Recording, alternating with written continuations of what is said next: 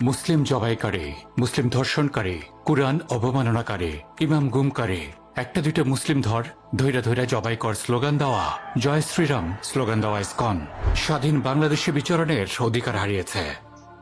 আজ যদি আমরা এই জঙ্গি ইসকনকে না থামাতে পারি, লিখে নিন, কাল তারা আমাদের ঘরে ঢুকবে জয় শ্রীরাম বলে। আমাদের মা বোনদের ধর্ষণ করার জন্য তাদের গোপন মিশন আছে, যে মিশনের জন্য তারা নিবেদিত। তাদের কলিজার ওজন অনেক বেড়ে গেছে, তাদের কলিজার ওজন অনেক বেড়ে গেছে। মুসলিমবঙ্গের মুসলিমদের ঘুম কবে ভাঙবে? কথা মাত্র একটা, এই দেশে ভারতের এজেন্ডাবাহী জঙ্গি ইসকনের কোনো স্থান নাই। No if, no but, only full stop. যদি আমরা আমাদের সন্তানদের, আমাদের মা বোনদের, আমাদের আলেম ওলামাদের জঙ্গি ধর্ষকদের হাত থেকে নিরাপদ রাখতে না পারি, আমাদের মা বাবা আমাদের হারিয়ে ফেলুক। আজ আমরা হেরে গেলে কাল তারা জিতে যাবে।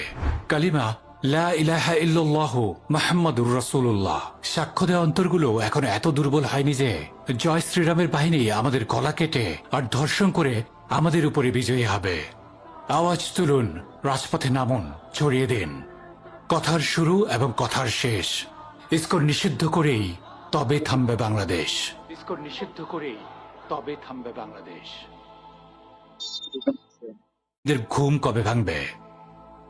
কথা মাত্র একটা, এই দেশে মুসলিম জবাই